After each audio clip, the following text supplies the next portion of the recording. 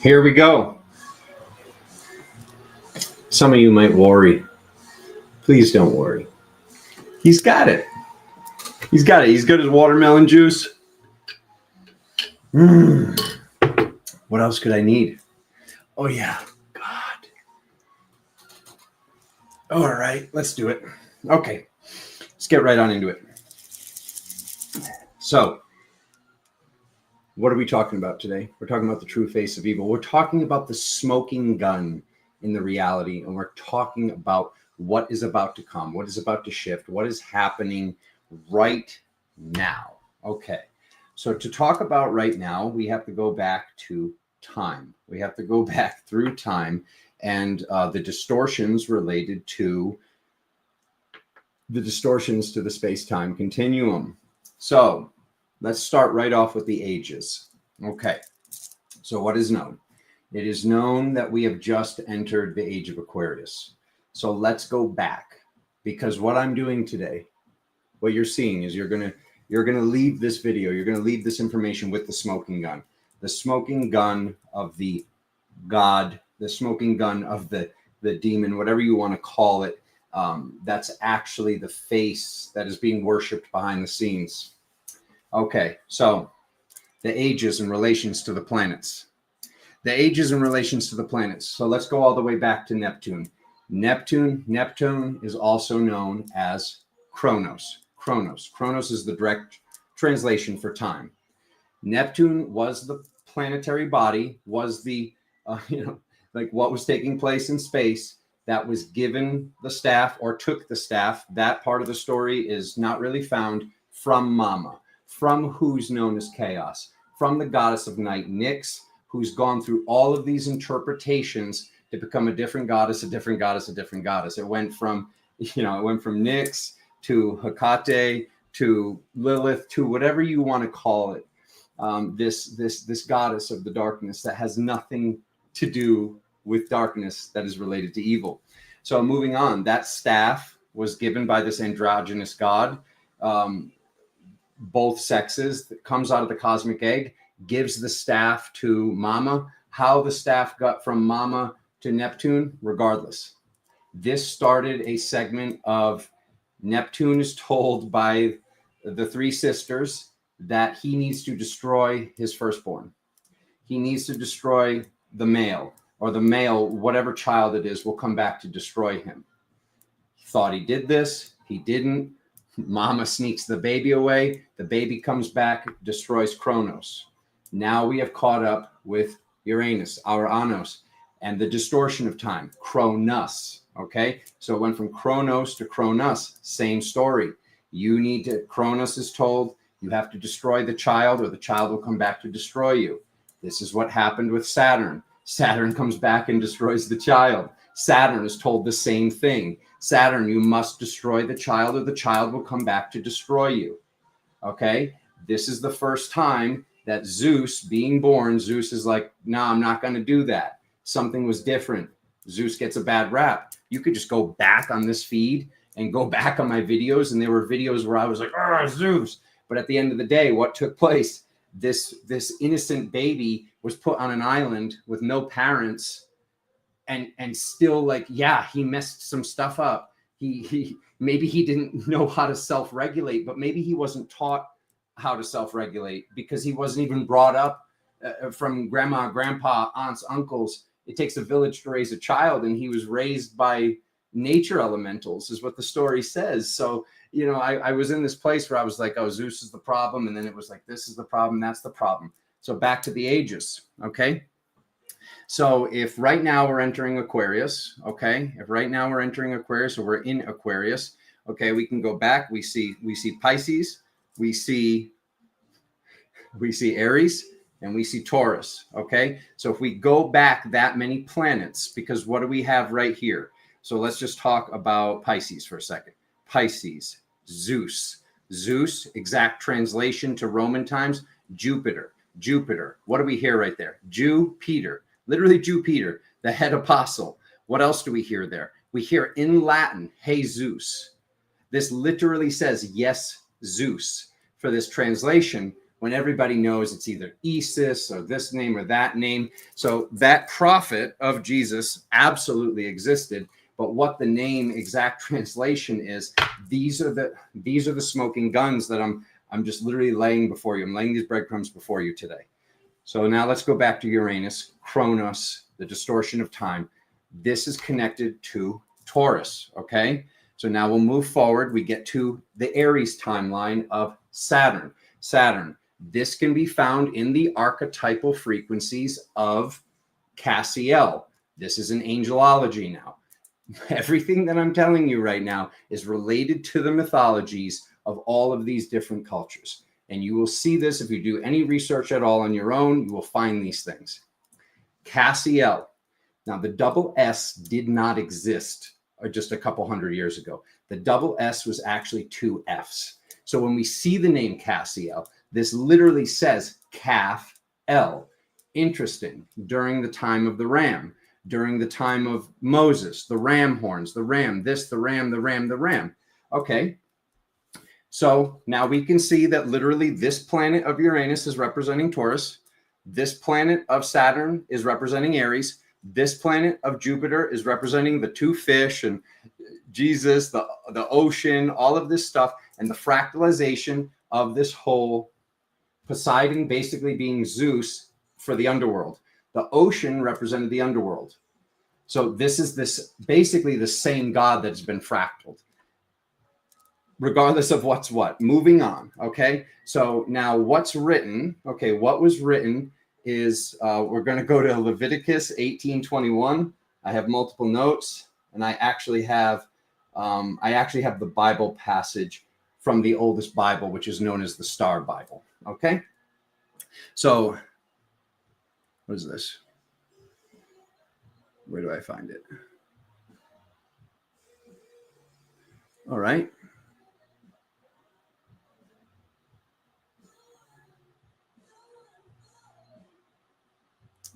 Where's 21?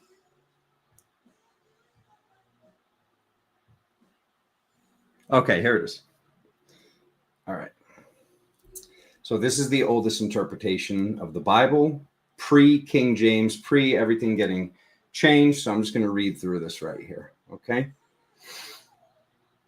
And thou shalt not give any of thy seed to make them pass through the fire to Moloch.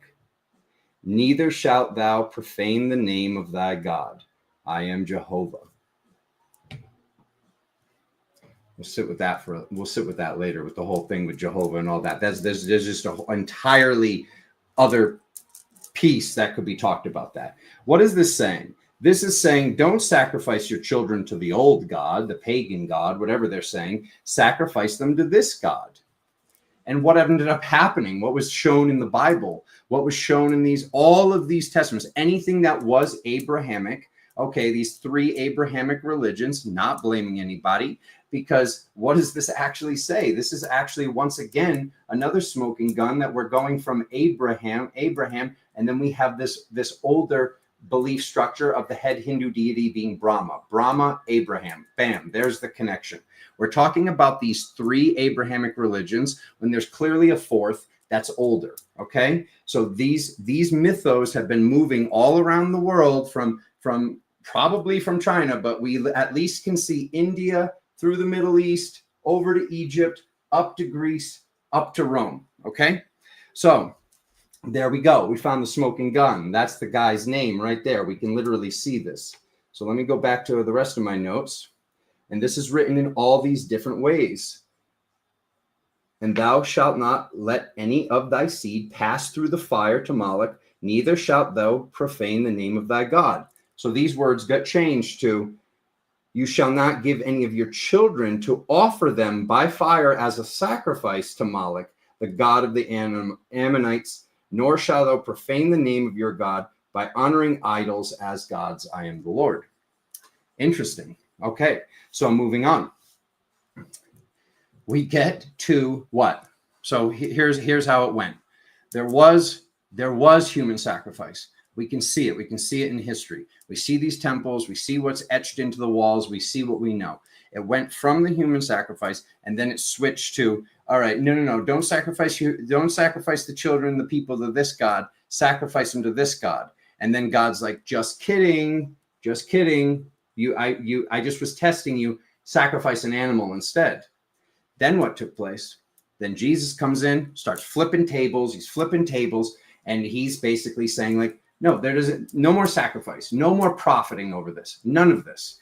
And what Jesus is saying is, so now we're going literally through the books. We're literally going through these mythos and these stories to get to the point where Jesus is saying like, no more of this anymore. You guys are misinformed. And this is what literally got the prophet killed. So we see kids again, just kidding, animals.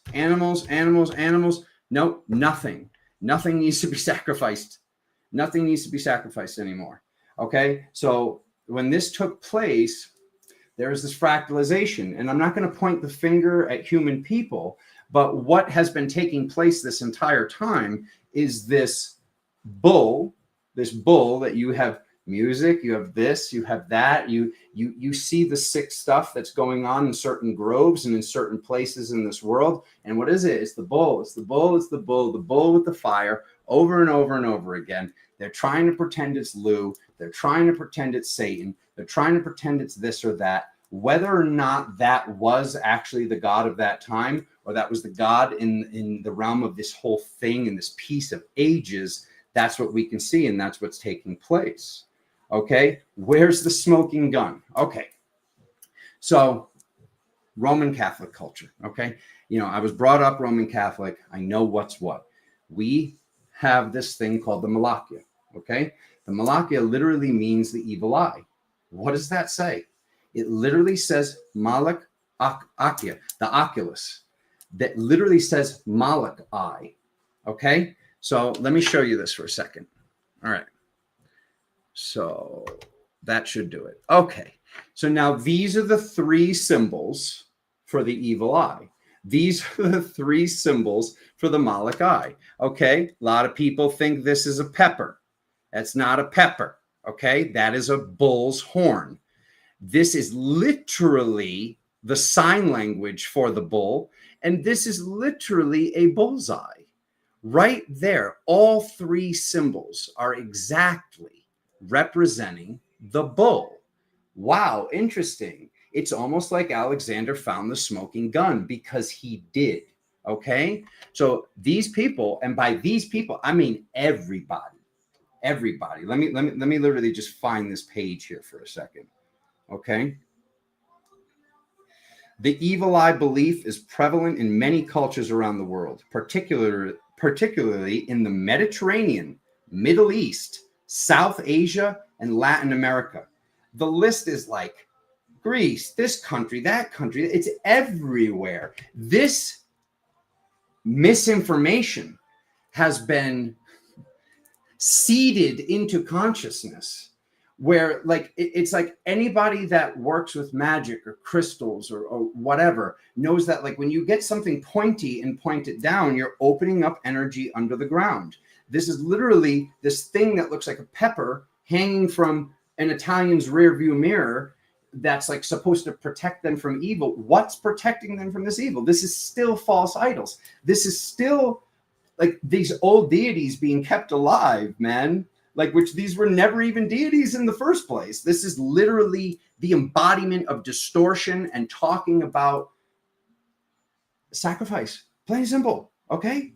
So these three symbols that all represent the bull, that are everywhere, that are literally called the bad eye, the evil eye. Was that word of Moloch even bad at first? This prefix of mal being bad in all of these Latin languages could have literally came from this place, saying bad, saying old, saying like something that is no longer serving. And like, this is not this. We're in this time frame now. We're in this time frame now. We're in this time frame now. So now let's talk about what took place in 2018.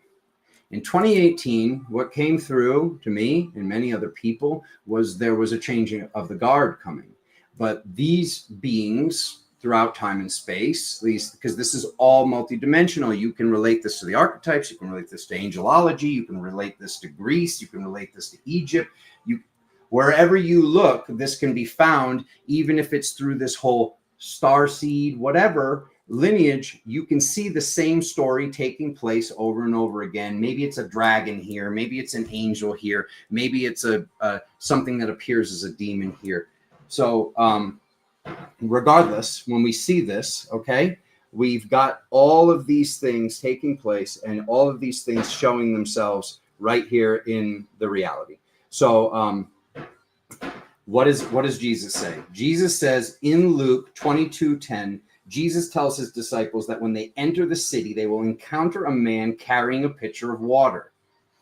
That is Aquarius. He's literally saying, like, this is the time frame of Aquarius. This is also in the book of Thomas, which was removed from the Bible, which that book of Thomas was in the city of Byblos. Byblos literally says Bible. Those are the scrolls when the child, just doing research, was throwing rocks into a cave and he heard a pot break. So they're like, there's something up there. They climb up the mountain, go into the cave, and that's where the papyrus was found that was sent to Greece, that was then taken to or sent to the Vatican and Rome and all of this. And this information was just kept moving. But these people that were existing behind the scenes, they wanted to keep their God alive. This God from like 7,500 years ago? Like if each age is 2,500 years long, okay? And we can literally see that. We can see that not only through Jesus, but also through Alexander of Macedonia. It's said that when Alexander of Macedonia died, he became Mithras. Mithras' birthday is 1225, okay? So on 1225, this is what took place. This is what happened. This person was reborn, much like a masculine phoenix, saying he would have a 500-year reign as Mithras. Okay, so when this whole thing happened with Mithras, interesting, same birthday, interesting, same birthday, interesting, the Christ, same birthday, interesting. Also, that's the day that the sun is in the sky for an extra minute. The sun in astrology is born. This is literally this time. And whether or not it's August 15th or whether it's 1225, there's a little bit of misinterpretation where some people believe that Krishna's birthday, Krishna's birthday, this blue deity, when many people, once again, are going with a little bit of woo-woo. This is something that might not be on the internet, but there's all these people that believe that that consciousness of Jesus and Mary and all these consciousnesses are from Sirius, where there's people that hundreds and thousands of people have seen with blue skin. So we're seeing these connections to all of these places, all of these times, all of these numbers. What is the difference between theory and law? A theory is when somebody has a theory. A law is when there's a mathematical formula that is backing up the theory. That is how theory becomes law. When we keep seeing a pattern over and over and over again, this is not a theory anymore. It becomes law. So what am I getting at here? Okay, let me look through the rest of my notes. I want to make sure, because I know I'm going to be forgetting stuff because it's so much. Okay. So Poseidon's father was Cronus. Cronus was a Titan, the son of Uranus and Gaia. Okay, so this planet that we're standing on and Uranus. Okay, so this is literally the person that once again was gifted from the underworld, the bull. It says that Poseidon gave the bull to Zeus, and Zeus was supposed to sacrifice the bull, but instead of sacrificing the bull, he didn't, and it ended up becoming the Minotaur. Interesting. The demon in the maze. Wow, that's interesting little connection right there. Okay, this is like I said, you can find this story in every single one of the informations. You can find them wherever you look.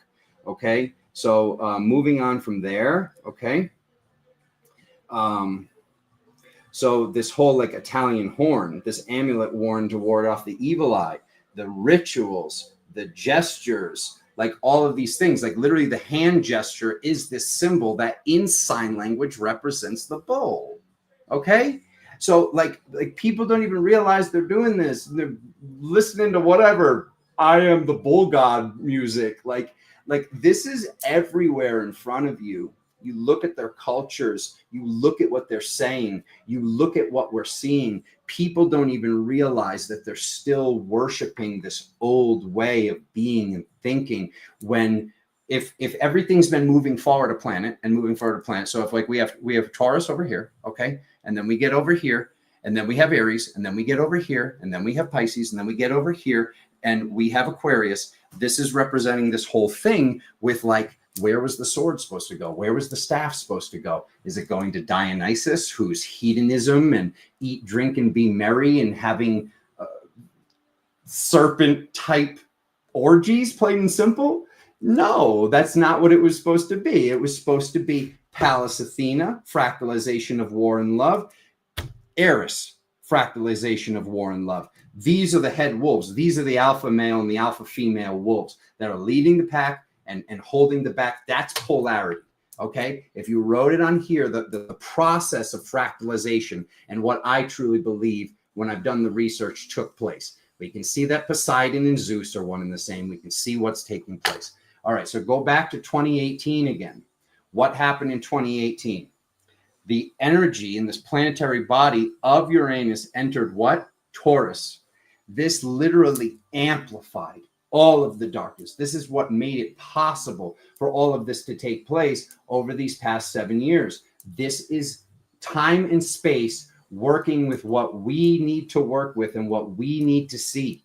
So when we see now what's taking place on 7/7, and just to make even more mathematical sense, archetypal sense, Vedic sense, numerological sense out of this, the day that it entered Taurus was on 5/15/2018. 5/15. What's the number 15 in the tarot? The number 15 in the tarot is the devil card. We literally can see the devil connected to that exact window and that exact number in numerology in these frequencies. So when this is all taking place, okay, when we see that all of this is taking place, we now know what is right there in front of us. This frequency was amplified during this window, and now it is about to be literally ripped apart to pieces. That is what this is representing, because we can see it. What does Gemini represent? Gemini doesn't represent two twins, okay? So it's going back, because if it was the age of Gemini into Taurus, okay? And now that planetary body, while it's been superpowered, while the bull is charging straight ahead, and some of you out there have been grabbing the bull by the horns, and some of these people out there have been letting that bull and that materialism and these connections and these things just run them. This is done, my family, because Gemini is four twins: the masculine builder, the masculine destroyer, the feminine seductress, and the feminine nurturer. Okay, so this is four things. This is literally what we can see across the number of 12. This is literally the fractalization of the 12 gods, the 12 zodiac signs, the 12 that we keep seeing everywhere. Okay, these are not opposites. They're called consorts. This is something that should be looked at as the opposite side of the coin. So this isn't actually the number 12. This is actually the number 6, because we have this is this, and this is that. And this person doesn't like this person, and this archetype likes this person. Through my thousands of sessions, this is what I've seen over and over and over again. So with just what's taking place and what I'm seeing and what's about to happen, okay? Something's going on tomorrow to 7/7. Something is absolutely positively shifting, because now Taurus, with this energy of Taurus, with the age of Taurus, with the planetary body of Taurus, with the distortion of time that is known as Kronos, that is not Chronos, that is probably why so many of my family and so many people are telling me time doesn't exist. Time, where is the benefit in time doesn't exist? Giving people the opportunity and the times for laziness. If time doesn't exist is saying that all time is existing at the same time. Okay, that's what time doesn't exist actually means. So for the people that are saying just time doesn't exist and just going like airy-fairy, that is because of this distortion of Cronus and what happened with our space-time continuum, with what had to happen for us to step in our power now as the man pouring out the pitcher of water, as Aquarius himself or herself, my shadow of where I was born, what time I was born, these alignments of what took place. Because here's what's happening. Here's the planetary body charging straight ahead in Taurus. is going to hit into Gemini. And this is what took place. That God, see you later, buddy. You're getting fractalized into the masculine destroyer, into the masculine builder, into the feminine nurturer, and into the feminine seductress. This is literally what happened in the numbers of 12. If you just do research on Dionysus and this person, Hephaestus and this god, and then go back to the Titans, this god and this one and that one, and then they're locked up over here. They're locked up where? In Tartar us. Okay, Tartaria. Like, this is everywhere, family. This is everywhere. You just do like 1% of the research that I've done, and you'll be like, holy crap, he's right. This is not coming from my meditation. This is coming from what I'm seeing. And I know that you can contact 200 astrologers, and none of them are going to tell you that they're seeing what I'm seeing. I don't consider myself an astrologer, but I consider myself some sort of archetypal master, because I've done years of research on all of this, and I can see it. So I know that that force is getting fractalized. And I know that the key to choosing the right place, whether they've done it yet or not, whether you've done it yet or not, is no ulterior motive and not choosing war anymore, not choosing fighting anymore, not choosing, oh, I need this, I need that, I have to have this conversation, this or that. The miracles that are taking place when people just choose humanity, when people just choose the children. We have thousands of years of when there needed to be a battlefield, they were like, here's the battlefield. Like, even look at like anybody from any of these generations that's like, I don't know, older than 15 years old. And there was this whole, like, if there's going to be a fight, we're going to meet behind school or under the willow tree at this time. A battleground was chosen. Anybody who's not choosing a battleground and is allowing children to be turned into calves and arms, and that's your family. Those are your 12th cousins. Those are your 8th cousins. These are your distant relatives that this is taking place. It's still happening here and now, and we need to choose the place where it's not happening. And that's done from within. That's done by not having a side. Well, I'm pro this, I'm pro that. I'm going onto another timeline without you. Love you. Hopefully there's a version of you where I'm going that's not running distortion. That's distortion. We're done here, my family. That frequency that people have probably been like, Alexander, you can't say this. I'm scared for you, this or that. Got stuff moving around in my house and mirrors falling off the walls, because they know I see it. They know I see it. That's what my cusp sign is. I'm the discloser of truth. That's what that window is of 822. We uncover the things because we can see them. I see this for you. I see that I'm safe. I see that you're safe. But you and me and all of us together, we just literally need to choose like some of the stuff that like stopped happening. How did that stop happening? How did they stop? And how did we allow them to stop choosing a battleground? If you guys want to go and who's in charge, who's the best, go fight each other. Do it over there. Leave the kids out of it. Like, what are we even talking about? What are we even talking about? Like, literally anyone who's like, well, I'm pro this or I'm pro that, and they did this to that. Anyone who's hurt a child is done. Goodbye. Deuces.